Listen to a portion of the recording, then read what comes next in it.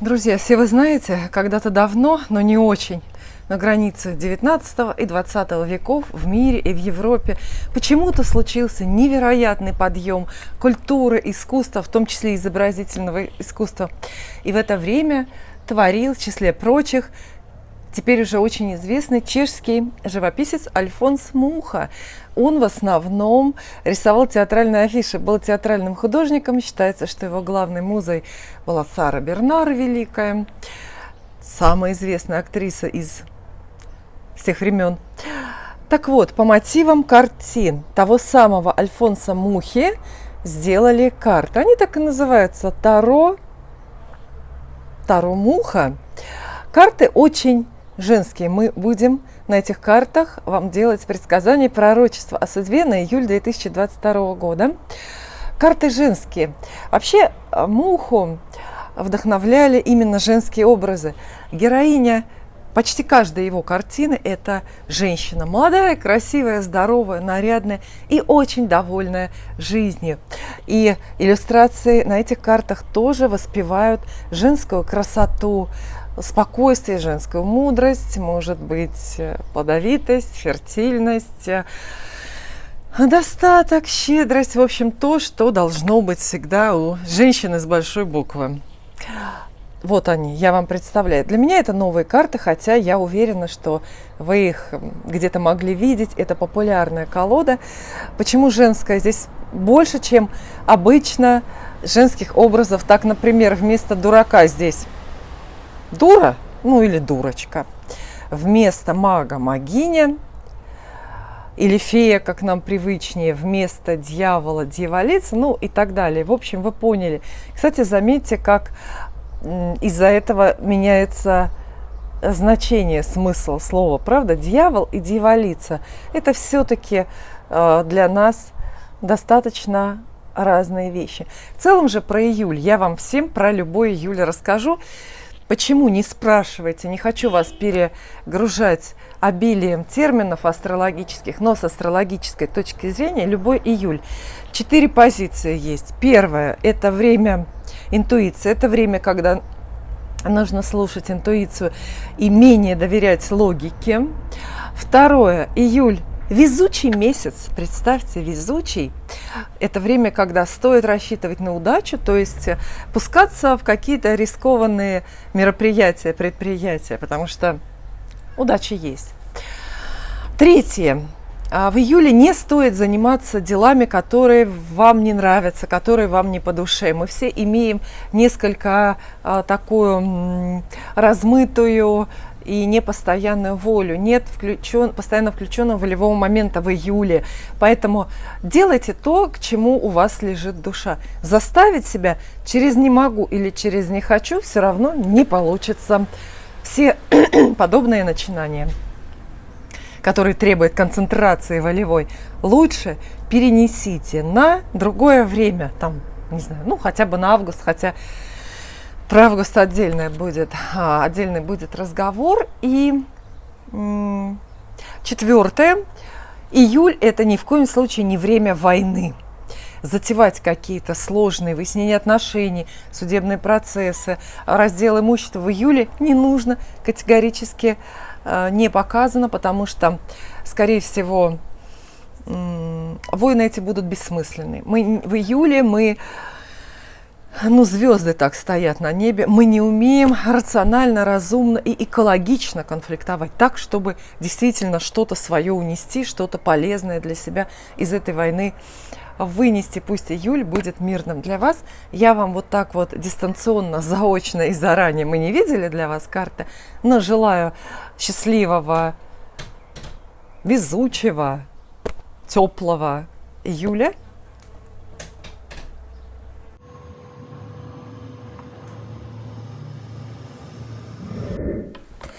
Итак, рак, июль и Таро Мухи. Зададим карты вопросы сначала про вашу работу. Попробуйте подсоединиться к гаданию, подключиться, задавайте картам ваши собственные вопросы, для того, чтобы это общее гадание было максимально похожим на личное, персональное, чтобы Оно будет все прям вот точь-в-точь, как про вашу жизнь, если вы правильно настроитесь и правильно спросите карты. Что вас ждет на работе, дорогие раки, в это время? Так, двойка кубков. Хорошо, хорошо. Карта любовная, партнерская, но служебные романы мы пока отложим. Хотя они возможны, не исключены. Кстати, в одной из своих программ в рубрике «Вопросы и ответы» я про служебные романы очень детально и, кажется, полезно вам рассказываю. Можете посмотреть. Но в целом двойка кубков говорит, что кому-то ваш успех профессиональный или в бизнесе будет также нужен и будет таким же близким, как и вам. Понимаете, да? То есть это взаимовыгодное сотрудничество, это доброжелательное, хоть и не без смысла, отношение полезного лица. Это возможность много важного сделать вдвоем с кем-то в содружестве, в паре, в связке. Карта советует обращать внимание на людей, которые вот где-то рядом и у которых с вами могут совпадать интересы. Не советуют уходить от контактов, не советуют слишком много все брать на себя. Вы можете делегировать часть ответственности, работы какому-то человеку, который с радостью эти полномочия примет. Но служебные романы все-таки уж сколько раз твердили миру, да, как это вредно. Но их все равно мы не отменим. Поэтому двойка кубков – это, безусловно, карта любви. И говорит, что многим-многим ракам предстоит на работе влюбиться, на рабочем месте влюбиться. А что из этого получится, это уже совсем другая история. Может, вас Бог и милует, может, у вас все будет хорошо. Вторая карта про работу. Ох, грозная десятка мечей. Посмотрите на эту картиночку, рассмотрите эту иллюстрацию. Правда, вот ничего хорошего, оптимистичного мы здесь не увидим. Десятка мечей, апогей масти.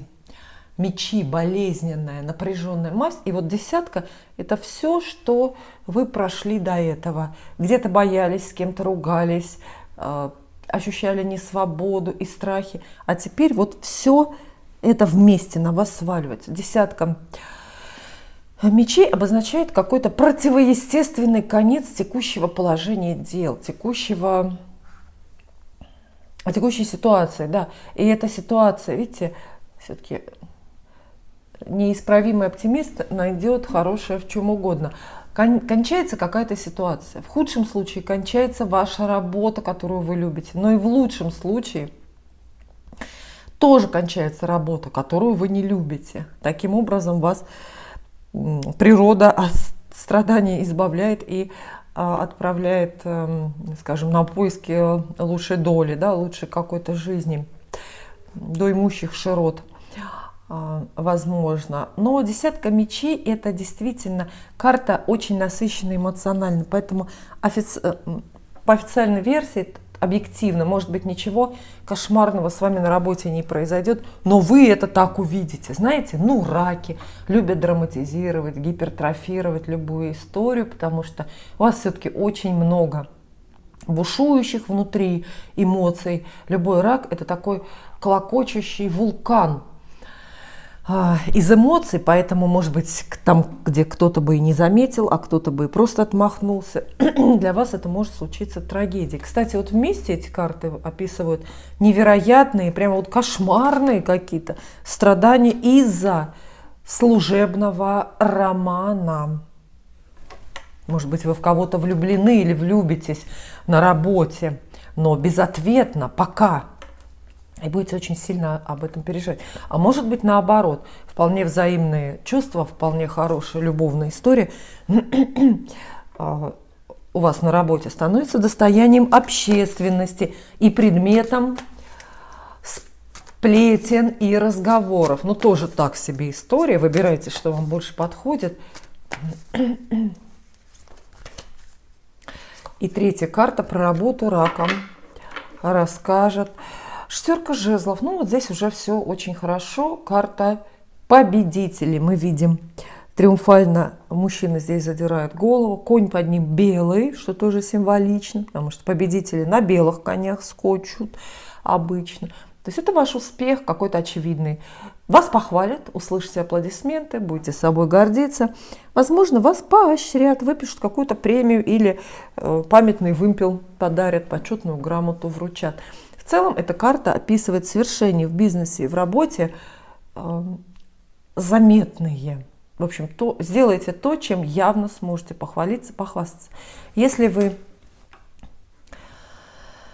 на июль запланировали поиски новой работы, то она вполне себе найдется. Вполне может быть такое, скорее всего, на новую работу пригласит вас один человек очень знакомый.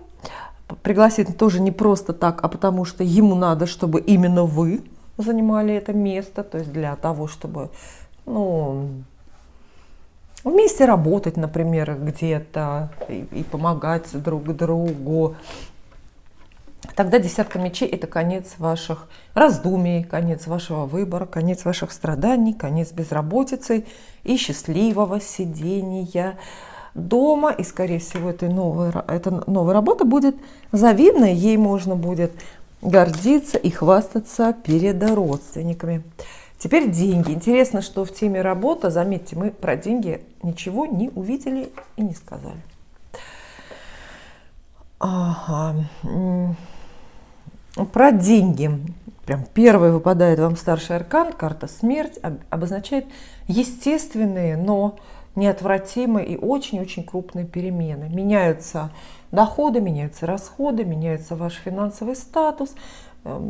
Что-то родится, что-то прекращает существовать. Я имею в виду ваши какие-то финансовые проекты. Смерть по традиции принято считать картой плохой. Считается, что она приносит перемены, которые мы хоть и предполагали, но наивно надеялись избежать. А карта советует, она очень фатальна, ничего она не советует, но она советует переменам подчиняться року. Рядом соседние карты должны нам нечто пояснить. Ага, Лесница. Тоже перемены. Представьте, два старших аркана сошлись. Карты беспокойные очень. Это значит, что в ваших деньгах ждите перемены. Для очень многих, я уверена, наверное, может быть и для большинства раков, это будут счастливые, хорошие перемены. То есть это будет такая дверь в новую финансовую жизнь. Через что вам придется пройти и чем вам придется за этот успех заплатить, решайте сами. Цену, сколько вы готовы отдать, на что вы готовы, чтобы это все получить. Но жертвы будут. Знаете, карты при всем их, при всей их судьбоносности еще и имеет тонкий, такой глубокий философский смысл. В вашей жизни что-то меняется, очень активно, в вашей финансовой жизни очень активно что-то меняется. И ваше настроение колеблется от категорически подавленного до невозможно восторженного, потому что в этих переменах вы находите для себя и повод ужасно расстроиться и что-то оплакать, карта смерть, и повод до потолка прыгать и приветствовать то новое, что приходит в вашу жизнь. Это такая очень серьезная эмоциональная амплитуда. И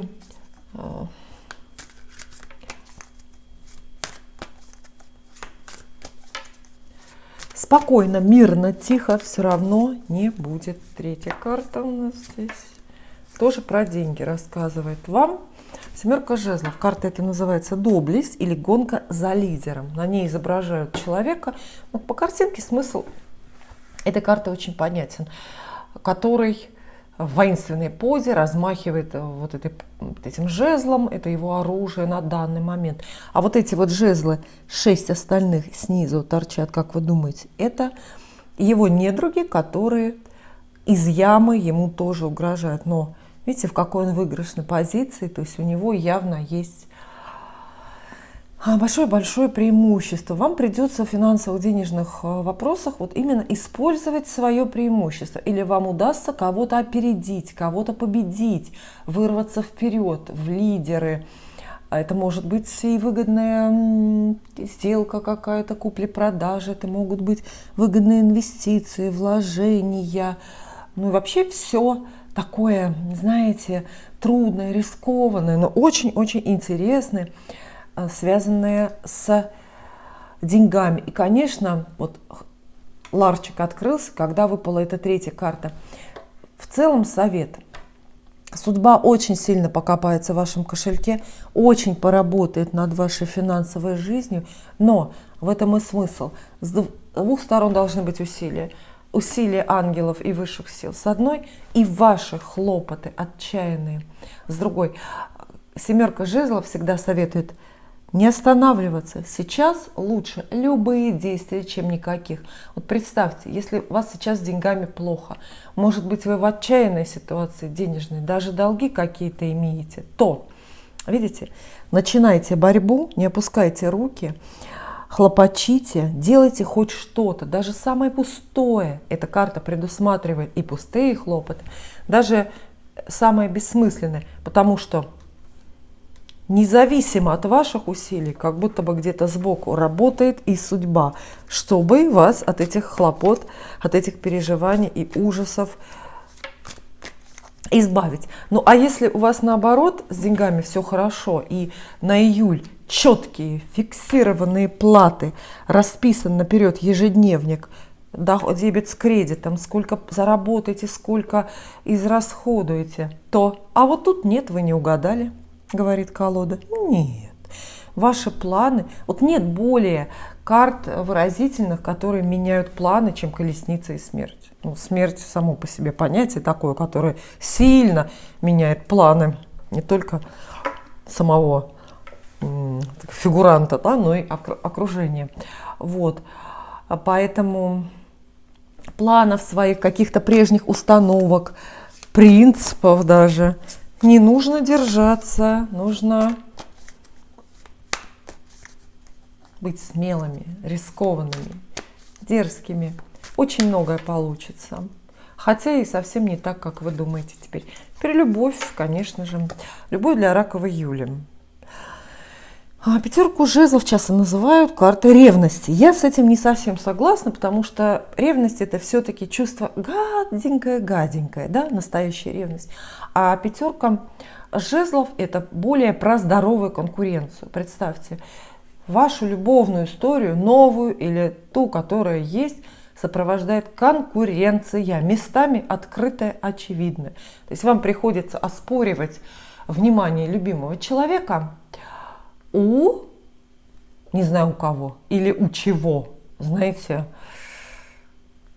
оспорить внимание мужа у собаки, или у рыбалки, или у друзей. Ну, чаще всего такой круг примерно бывает соперников у женщин замужних. Вот. И, то есть это конкуренция. Если речь идет о новом знакомстве романтическом, то оно вполне себе возможно. Но опять же, претенденток много на руку принца. Помните, как Золушка на бал приехала и была удивлена, как много там нарядных, красивых выпускниц, так же, как она, готовых на все. То есть это может быть новое знакомство, и даже завяжутся новые отношения в условиях вот таких вот спорных. Знаете, это и ваш выбор может быть. Тогда кто-то борется за вас, тогда конкуренция происходит в вашей голове, в вашем сердце. Какие-то женихи конкурируют за ваше внимание. Неплохо.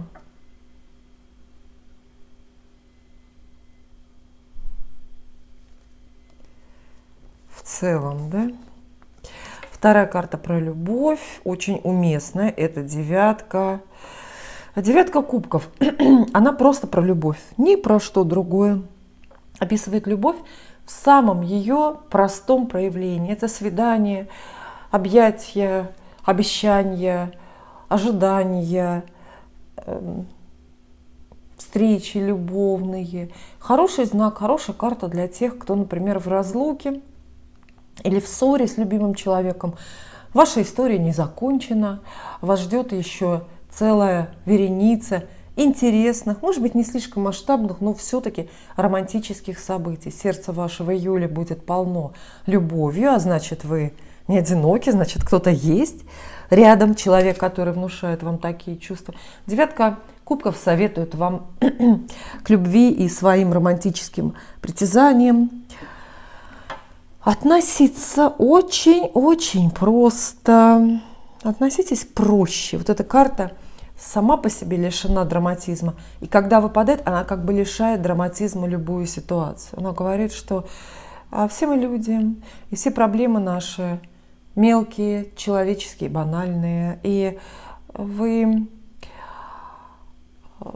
все равно можете быть счастливы мелочами, чем-то небольшим. Не нужно замахиваться, может быть, на многое. Вот. И про любовь для рака еще.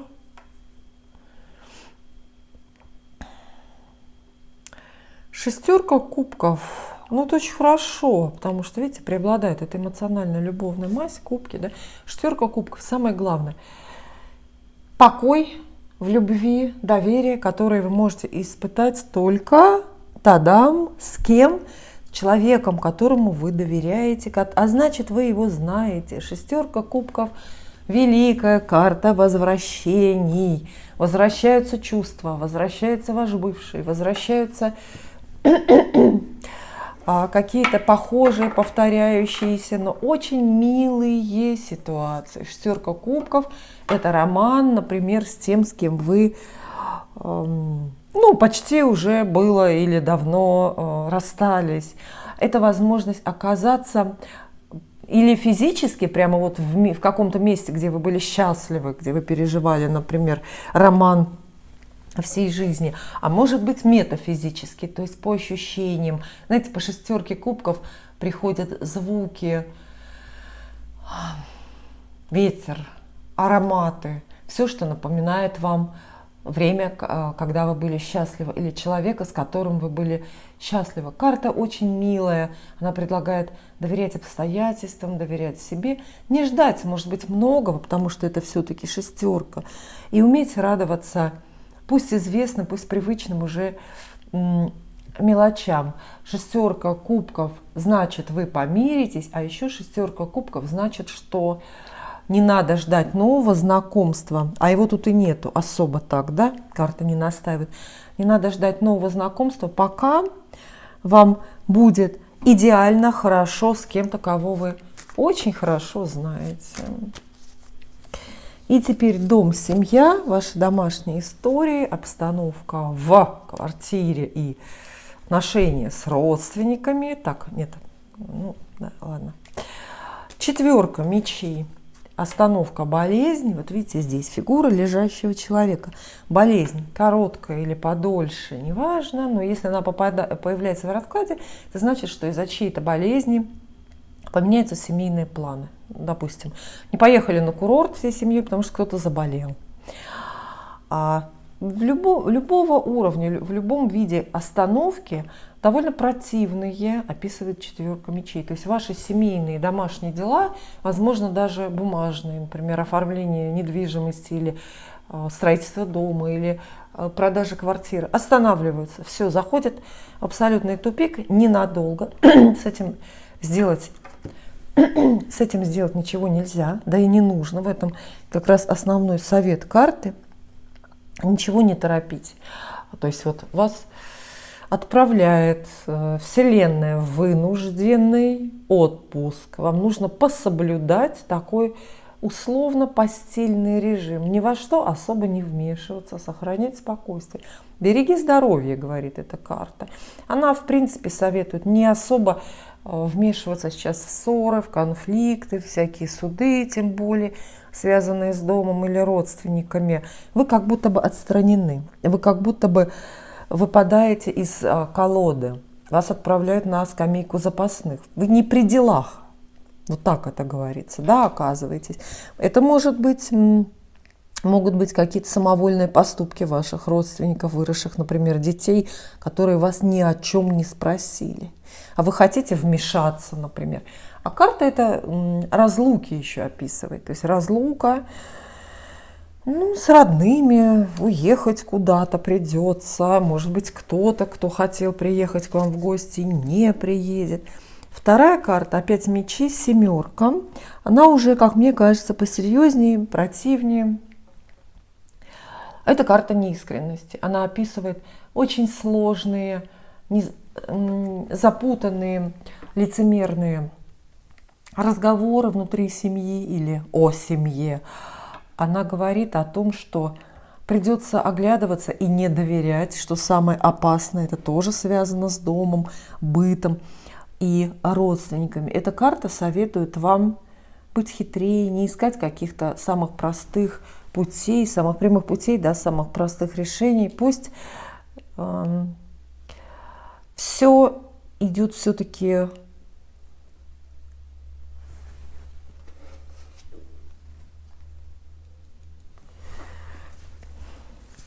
пусть все пока запутывается. Не надо пытаться вот рывком этот клубок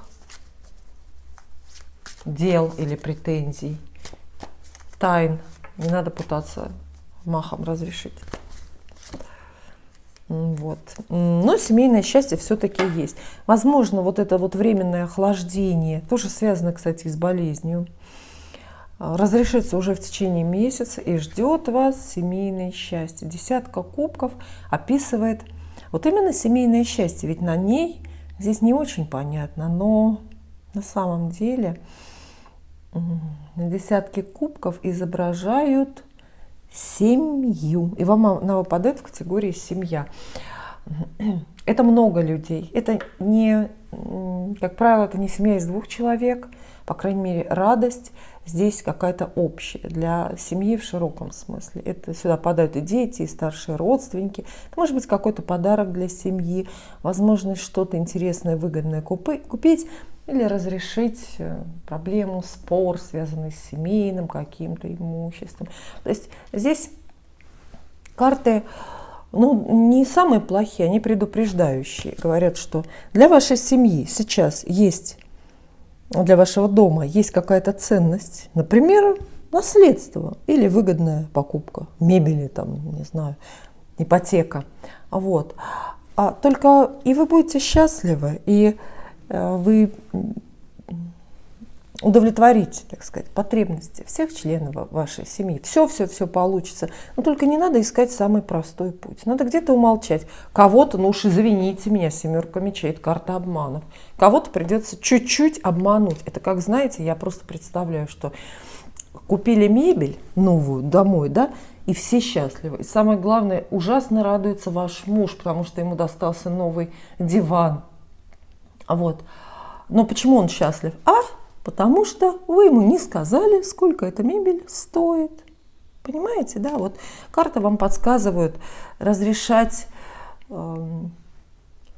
семейные какие-то дела, ну, немножко такими обходными средствами и путями. Это может быть ложь во благо, ложь во спасение. Если это касается болезни, например, да, если кто-то болеет, вы можете тоже лгать слегка или сильно о состоянии больного. Это же тоже ложь во благо, спасение, и это тоже к какому-то семейному ладу, миру может привести. Спасибо.